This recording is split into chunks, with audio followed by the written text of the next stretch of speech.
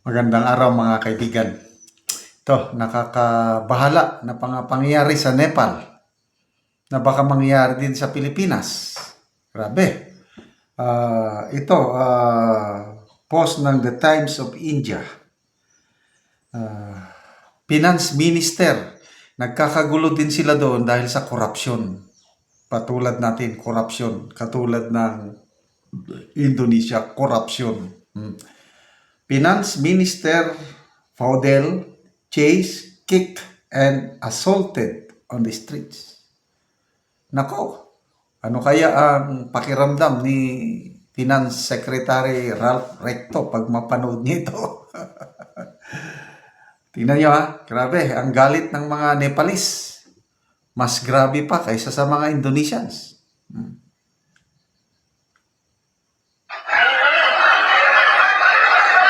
Oh, tinadya ka no?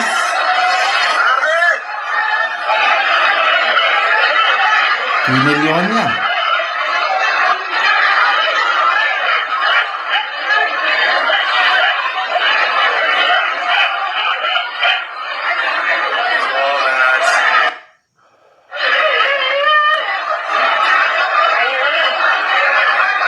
Tumatakbo, serious.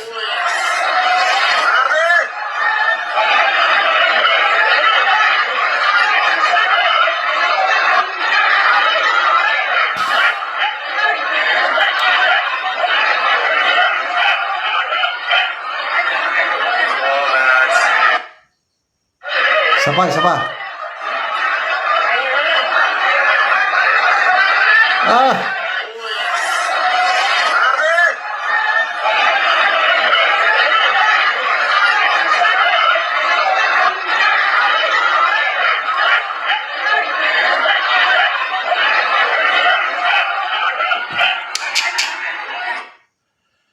ay nako. Kawawa naman. Kailan? Ganyan talaga eh. Kung anong itinanim, yan ang aanihin. So, nagsimula po noong Lunes ang kaguluhan sa Nepal. Grabing korupsyon, tapos pinagbawalan pa ang mga tao, lalo ng mga kabataan na maggamit ng social media. Ay, pumotok. So, Quadcom, o Tricom ba? I don't know, Sige, pagbawalan yung mga Pilipino na magpahayag sa social media. Tignan natin, baka maubos ang pasensya ng Pinoy. Humanda kayo. Finance Minister, ano bang kuha natin sa Finance Secretary? PhilHealth. Siya yung executioner. I don't know, siyang advisor.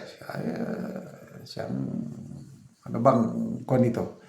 Yung nag-iipon sila ng pera para may ipondo sa unprogrammed funds eh.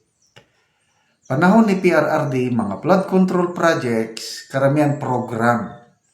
May budget yan. Kaya menos ang kickback kasi nakaprograma eh. Nag-undergo ng vetting process, naisama sa NEP. Kaya sabi ni Diskaya, nananalo siya ng malinis na bidding, hindi siya nagbibigay ng kickback. O ngayon, Marcos administration, karamihan unprogram ang mga flood control projects. Kaya maghanap ngayon ng pundo kasi ang program eh.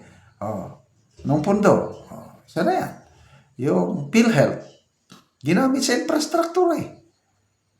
6 billion.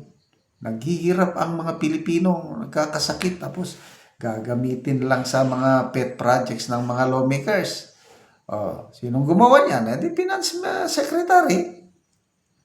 Tapos sabi pa niya, pag iutos daw ng Korte Suprema na ibalik, kailang kukunin nila sa budget. Di, galing din sa atin. Ginastos nila sa mga program.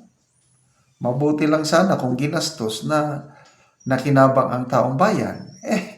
Flood control, haka-haka o substandard, tayo pa rin ang magbabayad. Ay, magagalit ang taong bayan yan. So, PhilHealth, ang dami pang mga kinunan. Kaya, may hangganan ang lahat. Tama po yung sabi ni PRRD, there will always be a day of reckoning. Kaya huwag sana nilang ubusin ang pasensya ng Pinoy. Sa ngayon, sa Pinoy, mga Pinoy, social media pa lang, yan, batikos, magbasa tayo sa mga comments. Hanggang comments lang ang Pinoy ngayon, kailan? Kung napuno ang salop, I don't know. Oh.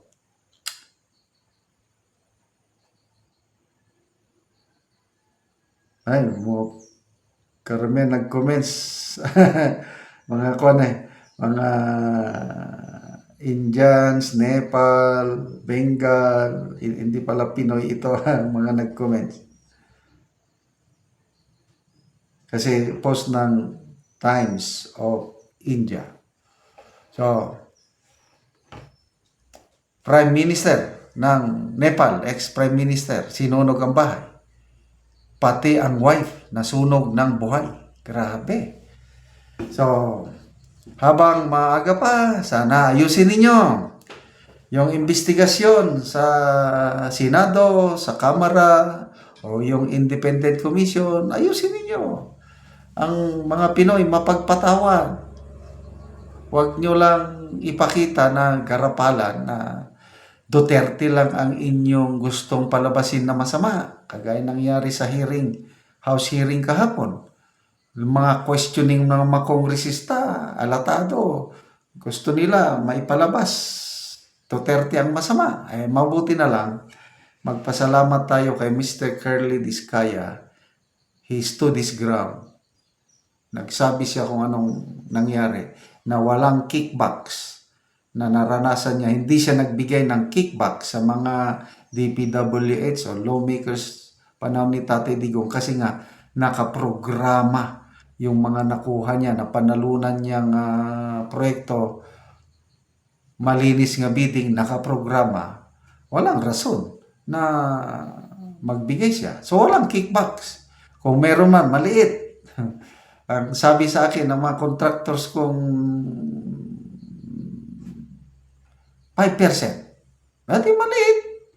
Pinakamalaki daw 10%. Oo, maliit pa rin. Hindi katulad yan, 60% nawawala, 40% na lang naiwan. Yan po ang tatak, bagong Pilipinas. Kaya salamat mga kaibigan sa inyong pagsubaybay sa ating channel. Nakakatulong kayo ng malaki sa tribong Talandig ng Bukidnon dahil ang income natin sa channel na ito is pantulong natin sa tribo. Nagpapatanim tayo ng saging lakatan at Arabica coffee. Kung may itinanim, may aanihin. Panoorin nyo ang video na ito. Ano ko sa saging lakatan ni Manoy Sidrino nga namunga na. So muna ni ang iyang saging lakatan nga namunga na iyang pagapotoson para nga sinaw ug maayo ang iyang bunga. So pila na Manoy kasipi gani Manoy? Siyam. Siyam. Oh, siyam. So daghan gyud ang iyang bunga kay siyam man gyud kasipi.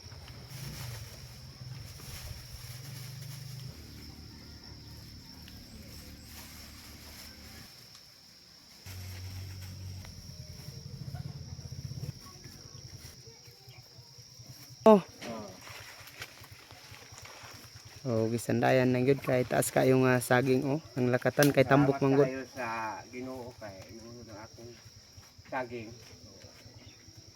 Dako kaya salamat sa Kay naman salamat sa nagsuporta nga mapadayon among pagpananom. salamat kayo sa nagsuporta. Padayong Ang atong pagpananom, so salamat gid kay sa Ginoo nga namunga na among saging lakatan ug karon na nasad ko sa saging lakatan ni Manoy Iking. So siyam gyapon ni siya ka sipi. So daghang gyud ang mga bunga sa among saging lakatan. So muna ni ang iyang unang tanom. Ang tanom ni Manoy Iking saging lakatan 180 ni siya. So daghan na gyud sunod-sunod na gyud ang pagpamunga sa among lakatan. Karon mo upod ni ang saging lakatan ni Manoy Boy nga namunga nagiha. So pito ni siya ka sipi ug iyaha. So sunod-sunod na gyud ang pagpamunga sa among lakatan gyud.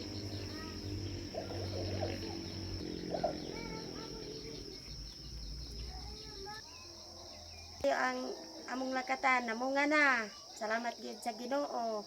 Mm. Salamat sa nagsuporta. Salamat pod. Karon maupod ni ang among saging lakatan nga namunga na. So salamat kay sa Ginoo sa suporta.